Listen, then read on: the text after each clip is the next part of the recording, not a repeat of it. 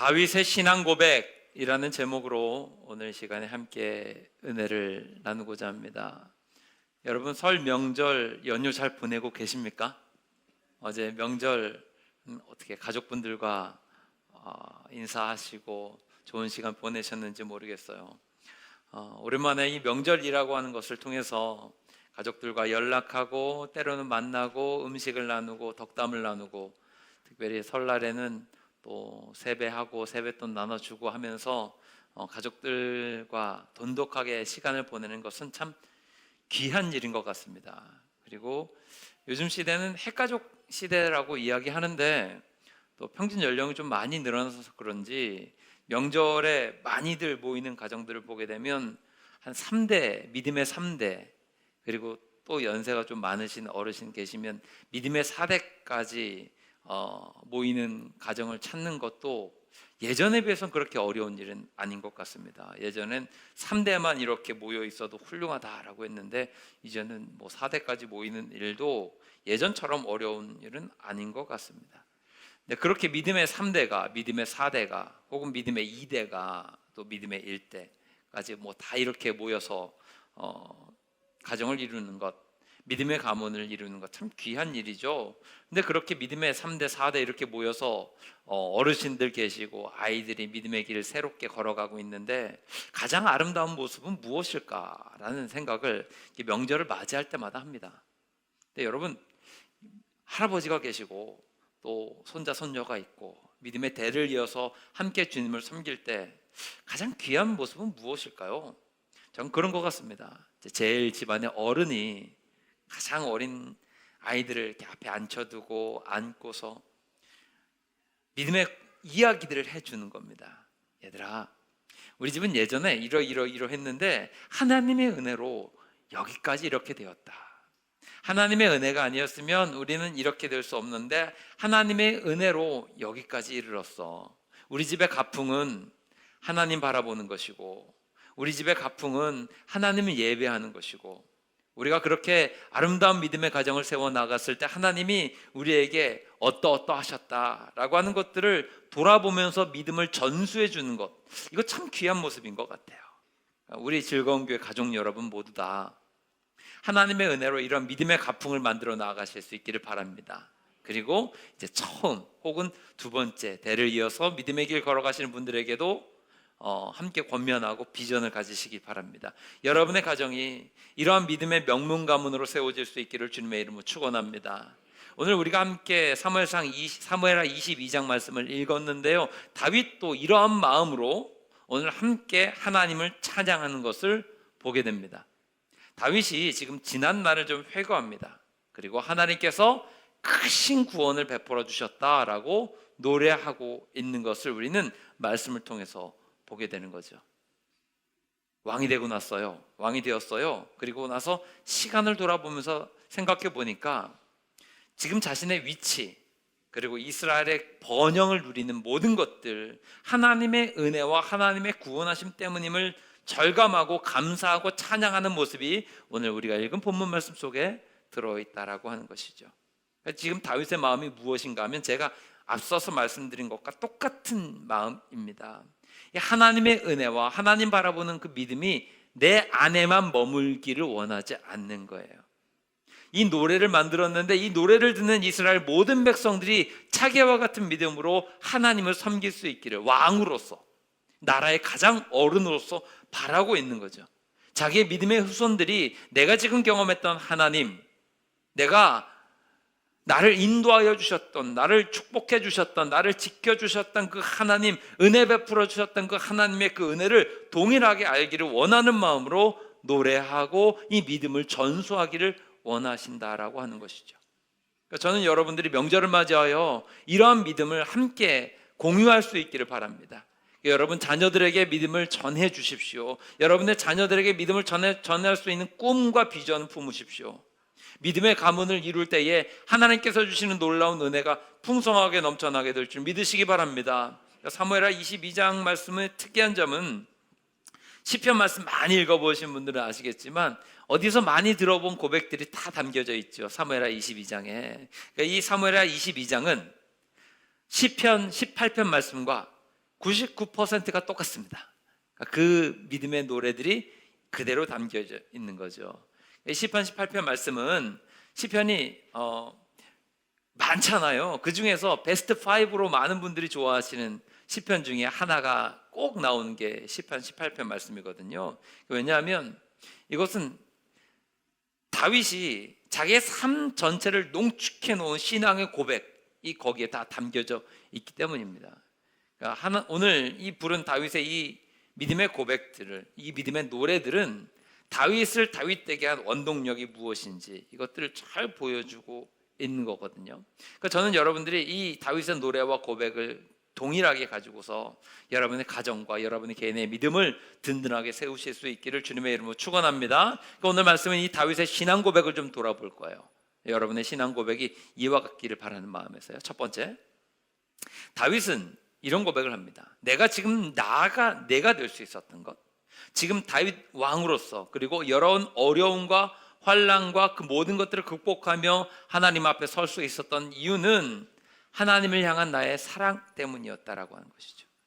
하나님 사랑이 신앙 고백의 가장 중심된 거였습니다.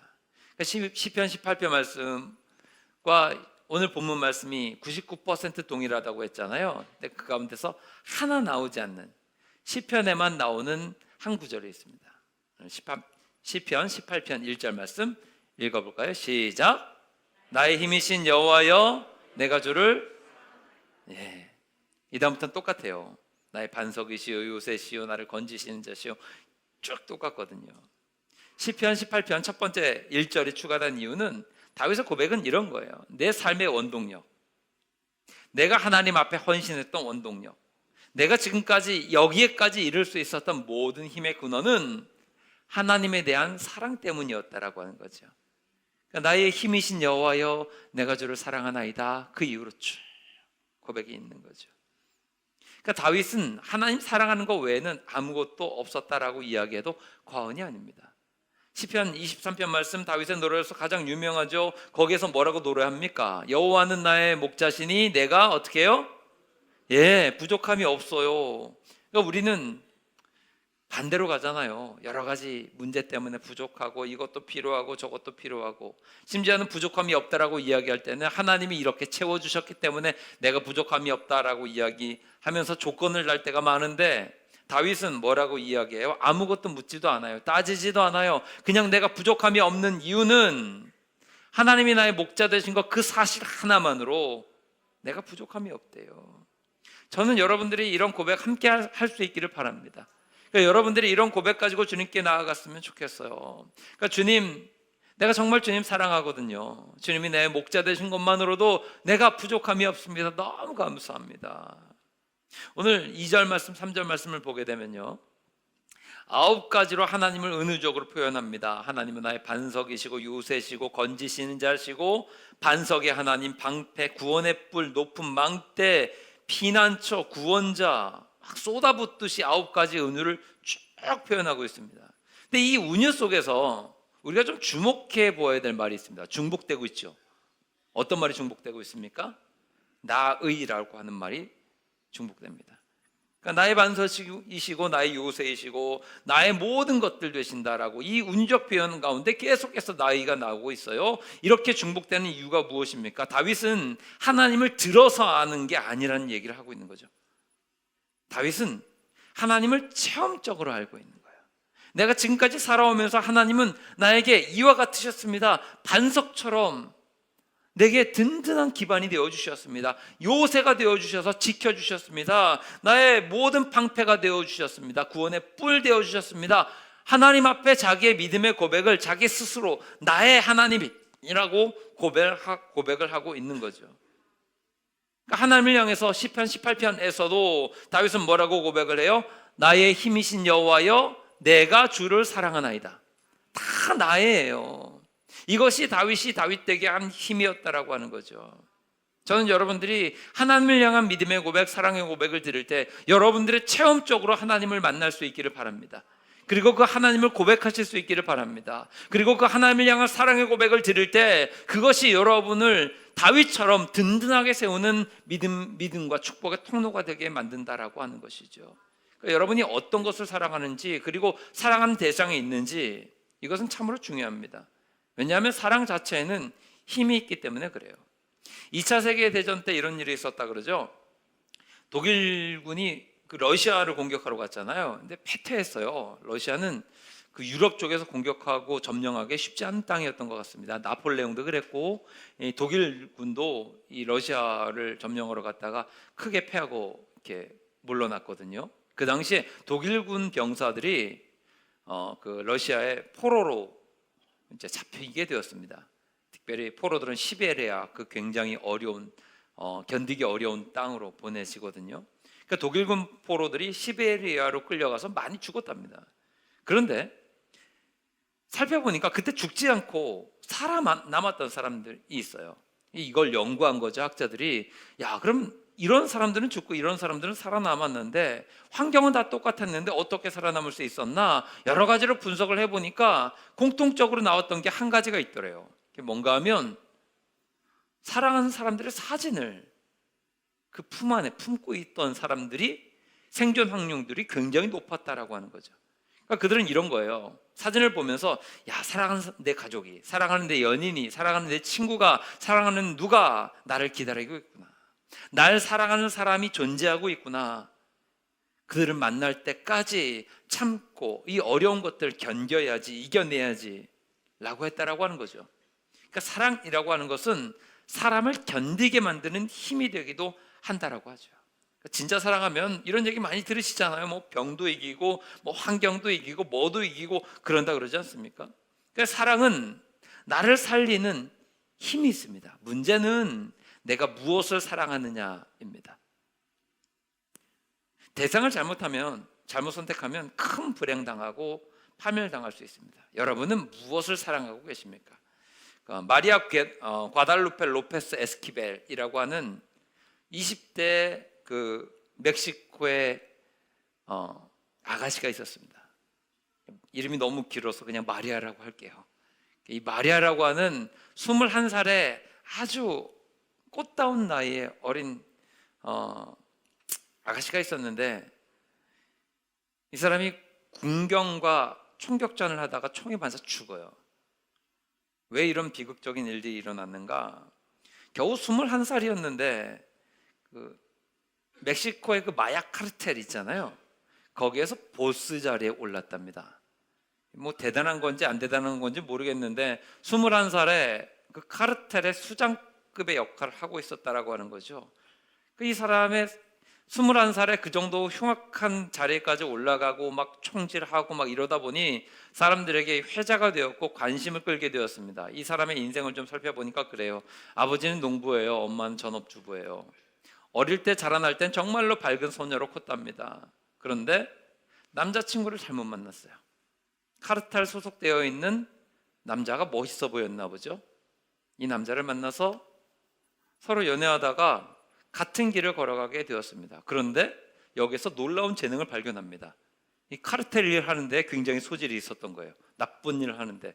그래서 그 소질을 발견하고 나서 차곡차곡 이렇게 과정을 빠르게 밟아 나가다가 그 조직의 보스까지 되었나 봅니다. 결국에는 군경이 합동해서 그것들을 그 카르텔을 무너뜨리는데 가장 앞장서서 싸웠던 게 이 마리아였던 친구였고, 결국에는 그 꽃다운 나이에 총에 맞고 생을 마감할 수밖에 없었다라고 하는 거죠. 저는 이 이야기를 읽으면서 늘 이런 생각합니다. 사랑은요 참 중요합니다. 그런데 그 대상도 그에 못지않게 중요합니다. 여러분은 무엇을 사랑하고 계십니까? 여러분 누구를 사랑하고 계십니까? 많은 사람들이 하나님 대신에 다른 것들을 사랑하다가 망합니다. 이것을 우리는 우상숭배다라고 이야기하죠. 시편 16편 4절 말씀을 보게 되면 이렇게 경고합니다. 다른 신에게 예물을 드리는 자는 괴로움이 더할 것이라. 대상을 올바르게 선택하라고 하는 이야기입니다. 다윗이 다윗 될 수 있었던 가장 귀한 이유가 무엇입니까? 하나님을 사랑했기 때문에. 그의 삶에 가장 우선되는 사랑이 하나님이었기 때문에 나의 하나님, 내가 주를 나의 힘이 되어 주셔서 너무나 감사하고 주를 찬양합니다, 주를 사랑합니다, 이 고백을 드렸던 이 다윗은 하나님이 귀하게 여길 수밖에 없었고 그를 귀하게 이끄실 수밖에 없었습니다. 왜냐하면 하나님이 이것을 원하시기 때문에. 예수님도 보세요. 베드로가 예수님 부인하고 고기 잡으러 떠나갔을 때 다시 한번 찾아오시죠. 그리고 나서 베드로를 만나신 이후에 물으셨던 세 가지 질문이 있죠. 무엇일까요? 똑같아요. 요한의 아들 시몬아, 네가 나를 사랑하느냐? 이 세 가지밖에 없습니다. 사랑만을 물으셨어요. 정말로 목숨 걸고 예수님 사랑하느냐? 정말로 예수님 사랑하느냐? 이 고백이신 거죠. 믿음의 조상이었던 아브라함에게 모리아산에서 그 아들 독자 이삭을 바치라고 이야기합니다. 그때 하나님이 확인하고자 하신 것이 무엇입니까? 네 사랑하는 그 아들보다 나를 더 사랑하느냐? 내 말씀이 너의 그 아들보다 귀하냐? 내 약속이 귀하냐? 너가 정말 나를 그렇게 목숨 걸고 사랑하느냐? 이것들을 확인하고자 하셨다라고 하는 것이죠. 저는 여러분에게 동일하게 권면합니다. 여러분, 예수님 믿으시면 목숨 걸고 사랑하시기를 바랍니다.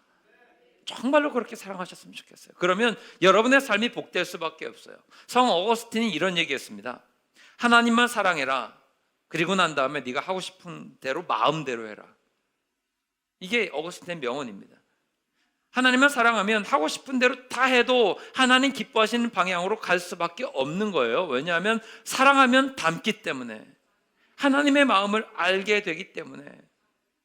다윗을 보십시오. 만일 다윗에게 하나님 사랑이 없다고 한다면 과연 그가 얼마나 대단한 사람이겠습니까? 별거 아닌 거예요. 다윗의 인생에 우리에게 가장 각인되어 있는 사건 중에 하나가 골리앗 무너뜨린 거죠. 왜 골리앗을 향해서 다윗이 달려갔습니까? 왜 골리앗과 싸웠습니까? 골리앗이 하나님을 모욕했기 때문에 딱 한 가지예요. 그가 이스라엘 백성들 앞에서 하나님을 모욕하는 것을 참지 못해서 나아갔던 게 다윗이었습니다. 하나님 사랑 없었다고 한다면 골리앗 만나지도 않았을 거라고요. 하나님 사랑하지 않았다면 다윗은 우리가 알고 있는 그 위대한 왕 다윗이 되지는 못했을 것입니다. 저는 여러분들이 다윗과 같이 동일하게 하나님 사랑함으로 말미암아 여러분의 믿음의 삶을 하나님 앞에서 든든하게 세울 수 있기를 주님의 이름으로 축원합니다. 두 번째 다윗의 신앙 고백은 모든 것들을 하나님과 연결시켰다라고 하는 것이죠. 이것은 참 귀합니다. 다윗은요, 하나님을 믿었고 하나님을 생각했고 하나님을 상상했고 모든 것에 하나님과 연결되어 있었습니다. 오늘 2절 말씀 3절 말씀을 보게 되면요, 이렇게 이야기하죠. 하나님은 나의 반석이시고 요새시고 방패시고 구원의 뿔이시고 산성이시고 피난처이시고, 이런 고백을 합니다. 다윗은 평생을 전쟁터에서 살았던 사람이죠. 그리고 지금 2절 말씀 3절 말씀 속에서 나오는 모든 비유들은 전쟁터에서 만날 수 있는, 그가 전쟁이라고 하는 그 삶 속에서 경험할 수 있는 모든 것들을 다 이야기하는 거죠. 그러니까 그가 만나는 모든 것들을 하나님과 연결시켰습니다. 자기의 경험 전체를 통해서 하나님을 유추했고 하나님을 연상해냈고 하나님을 생각했습니다. 바위를 보면서 흔들리지 않는 하나님을 생각했습니다. 날아오는 화살을 피할 때에, 그것을 피했을 때 하나님이 나를 이처럼 보호해 주시는구나, 이 모든 것들을 이렇게 연결시켜 놓았습니다. 다윗이 다윗 될 수 있었던 이유 중에 하나는 모든 삶이 하나님과 연결되어 있었다라고 하는 것이죠. 그러니까 오늘 저는 여러분들이 이것들을 좀 함께 배우실 수 있었으면 좋겠습니다. 여러분의 직장 안에서, 여러분의 가정 안에서, 여러분의 모든 만남 안에서 하나님과 모든 것들이 연결시켜지면 여러분의 믿음이 든든해질 수 있고 여러분의 가정이 믿음의 가정이 될 수 있다라고 하는 것이죠. 예수님도 그렇게 사역하지 않으셨습니까? 하늘 나는 새를 봐라. 새가 너무 많잖아요. 하늘 나는 새를 봐라. 굶지 않는다. 하나님이 너희를 그렇게 안 먹이시겠니? 들에 있는 백합화를 봐라. 저기 백합 예쁘지? 백합도 이렇게 입히시는데 너를 벌거벗게 하시겠니? 세상 만물을 통해서 예수님은 하나님을 설명했습니다. 다윗도 그랬고요. 저는 여러분들이 동일할 수 있기를 바랍니다. 하나님이 여러분에게 주시는 많은 경험들이 있습니다. 여러분이 가지고 있는 자리가 있습니다. 위치가 있습니다. 힘이 있습니다. 이 모든 것들을 하나님과 연결시키시게 될 때에 하나님이 영광 받으시고 여러분을 귀하게 여겨주실 것을 믿는 복된 믿음이 있기를 주님의 이름으로 축원합니다. 그럴 때 하나님은 이 다윗을 아름다운 귀한 복된 자리로 인도하여 주셨다라고 하는 것이죠. 여러분의 삶 속에서 만나는 모든 것들이 무엇입니까? 운전하시다가 여러분이 하나님을 생각하십니까? 여러분 일하시면서 여러분 하나님을 생각하십니까? 여러분 가정에서 가정주부 식사 준비하시면서 하나님을 생각하십니까? 학생들 공부하면서 하나님을 생각하십니까? 여러분 다윗처럼 위대하게 세워지기 위해서 반드시 필요한 것은 무엇인가 하면 여러분의 삶의 모든 것 속에서 하나님을 기억하여 하셔야 되고 하나님과 연결되어 있으셔야 합니다.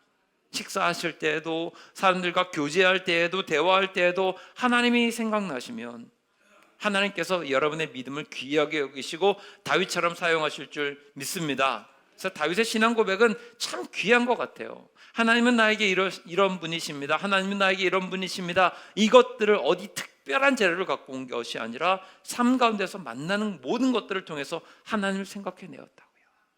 세 번째, 다윗의 신앙 고백은 믿음으로 그냥 믿음의 삶만 사는 것이 아니라 세상과 부딪히는 신앙이었다라고 하는 것입니다.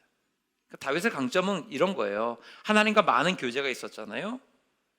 그런데 그 은혜를 받고 또 하나님이 음성을 듣고 하나님이 베풀어 주시는 선한 길로 나아갈 때 그냥 여기가 좋사오니 하면서 초막 찍고 있는 것이 아니라 곧장 그 힘을 가지고 세상과 부딪히며 나아갔습니다.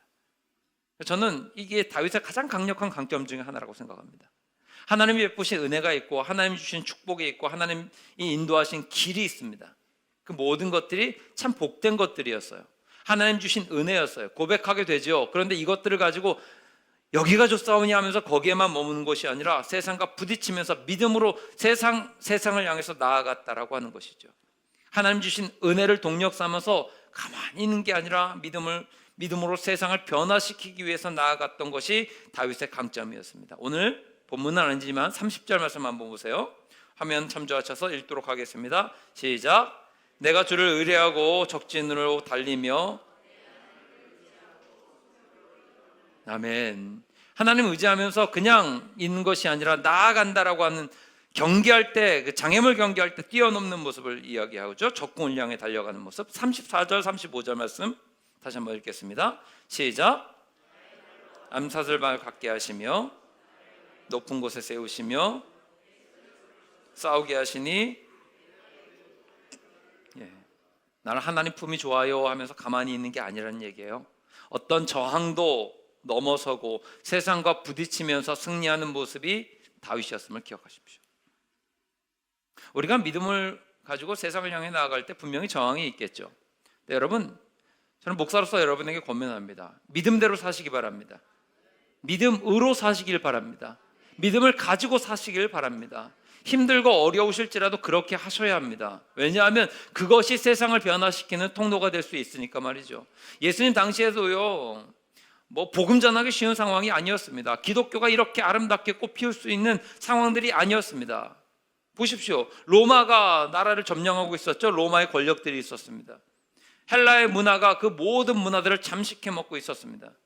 인간들이 얼마나 죄성이 강한지 죄악이 만연하고 있었던 시대가 그 시대였습니다.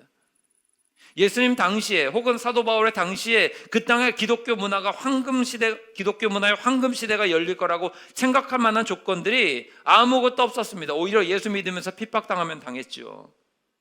음란한 문화가 있었죠. 죄악이 가득했습니다. 그런데 그들이 믿음을 가지고 세상과 부딪히면서 점점 세상을 변화시켜 나아갔다라고 하는 거죠. 지금도 마찬가지입니다. 믿음으로 살라고 이야기하면 많은 분들이 반문할 수도 있습니다. 목사님은 교회 안에서만 있어서 그렇지 세상 살아가는 게 그렇게 만만하지 않습니다. 믿음 가지고 살아가는 게 어찌 그렇게 만만합니까? 때로는 좀 타협도 해야 되고 때로는 이렇게도 해야 되고 저렇게도 해야 되는 건데 목사님 세상을 너무 몰라서 그렇게 얘기하는 거 아닙니까? 여러분, 저는 그렇게 반문하고 싶습니다. 언제는 세상에서 믿음 가지고 살기 좋았던 시대가 있었습니까? 30년 전에 예수 믿기 좋았던 시대였습니까? 40년 전에 예수 믿기 좋았던 시대였습니까? 100년 전에 예수 믿기 좋았던 시대였습니까? 오히려 그때가 더 어려우면 어려웠지, 지금보다. 저는 여러분들이 여러분이 가지고 있는 믿음대로, 그리고 믿음으로 세상과 부딪히며 살아가실 수 있기를 바랍니다. 예수 믿는 사람이 기도하는 게 당연하잖아요. 예수 믿는 사람이 예배 드리는 게 당연하잖아요. 예수 믿는 사람이 섬기고 헌신하고 사랑하는 게 당연한 일이잖아요.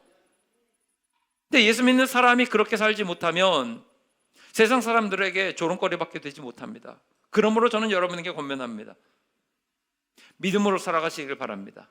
예수 믿는 사람답게 살아가시길 바랍니다. 다윗은 그렇게 부딪히며 나아갔다고요. 제가 지난 주간에 참 황당한 일이 있었는데요. 아무도 느끼지 못했는데 제가 목사니까 그렇게 느낀 거라고 생각합니다. 긴 줄에서 기다리고 있었습니다. 많은 분들이 대한민국은 그 질서 잘 지키시잖아요. 제가 지금 무슨 얘기 하려고 하는지 다 아실 거예요. 길게 기다리고 있었는데 줄이 잘 서 있었습니다. 근데 연세가 좀 적지는 않으셨어요. 뭐 머리가 희끗희끗하시고 나이가 좀 되어 보시는 너댓섯 명의 무리들이 그렇게 길게 늘어서 있는 줄에서 갑자기 사이로 쑥 입구로 들어오시더니 그 들어가는 자리에 새치기 하면서 자연스럽게, 굉장히 자연스럽어요. 그냥 자연스럽게 합류를 이렇게 딱 하시더라고요. 근데 나머지 분들은 이렇게 뒤에서 이렇게 가만히 뒤를 이렇게 양보하면서 이렇게 뒤로 물러섰어요. 거기까지만 봐도 그럴 수 있겠지. 에이, 사람들이 왜 그러나 이랬는데 그 말을 하지 마셨어야지. 권사님 일로 와. 이 한마디가 제 마음을 너무 찢어 놓았습니다. 권사님 일로 와 이러면서 이렇게 하는데, 그럼 그 한 무리의 분들은 다 어떤 분들이라는 거예요? 같은 교회 분들이라는 거예요. 권사님 일로 와 하는데 제 마음이 너무나 찢어지는 거예요. 이걸 누가 듣지 않았으면 좋겠는데 자꾸 대화하시는데 집사님 권사님 그러시는 거죠. 형님 동생 했으면 얼마나 제 마음이 편했겠어요. 너무 가슴이 아팠습니다. 저는 여러분들이 세상 가운데 여러분 믿음으로 좀 부딪히며 사실 수 있기를 바랍니다. 그리고 그 부딪힘이 여러분에게 불편을 가져올 수도 있습니다. 여러분을 어렵게 만들 수도 있겠죠. 그런데 여러분, 우린 믿음으로 살아야 되지 않겠습니까? 적어도 권사님 부르려면 그 정도는 되셔야죠. 양보하셔야죠. 내가 좀 늦게 가야 되겠다, 이 생각 하셔야 되지 않겠습니까? 근데 우리는 예수는 믿는데 희생하는 걸 원치 않아요. 예수는 믿는데 믿음 가지고 세상과 부딪히려고 하지 않아요. 여러 가지 제약이 있으면 어느 정도 좀 타협 보면서 살려고 해요. 그러지 않았으면 좋겠습니다. 여러분, 예수 믿는 사람들이 목숨처럼 지켜야 될 가치들이 있잖아요. 그러면 목숨처럼 지키실 수 있기를 바랍니다. 안식일을 구별하여 거룩하게 지키라 했습니다. 그럼 어떻게 해야 됩니까? 어떻게든지 예배 드리기 위해서 힘쓰셔야 합니다. 이게 맞는 거죠? 사랑하라 하셨습니다. 그럼 어떻게 해야 돼요? 어떻게든 해보려고 애는 쓰셔야 합니다. 누가 너에게 잘못하거든 70번씩 7번이라도 용서해라 하셨습니다.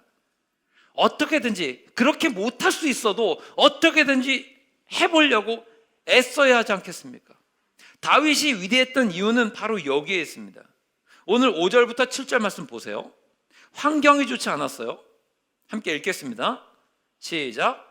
사망의 물결이 나를 애우고 불의의 창수가 나를 두렵게 하였으며 수월의 줄이 나를 두르고 사망의 올무가 내게 이르렀도다.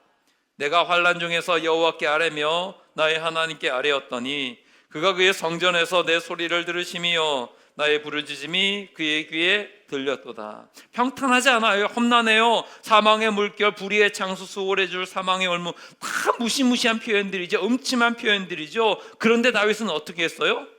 하나님 의지했어요. 다윗의 영성이 뭐예요? 믿음 가지고 믿음 붙들고 나아가서 부딪히며 나아갔다라고 하는 거예요. 환경이 어렵다, 이거 핑계 되지 않았습니다. 오늘 19절 말씀 보세요. 함께 읽겠습니다. 시작. 그들이 나의 재앙의 날에 내게 이르렀으나 여호와께서 나의 의지가. 아멘. 다윗이 왜 위대합니까? 잘나서요? 아니에요. 하나님 의지하고 그 믿음 가지고 성벽을 뛰어넘는 믿음이었으니까, 그런 인생이었으니까 위대한 거예요. 저는 이 다윗의 신앙 고백이 여러분과 여러분 가정의 신앙 고백 되기를 바랍니다. 하나님을 뜨겁게 사랑하는 여러분 되십시오. 그리고 여러분의 가정 되시기를 바랍니다. 모든 것을 하나님과 연결시키는 성도와 가정 되시기 바랍니다.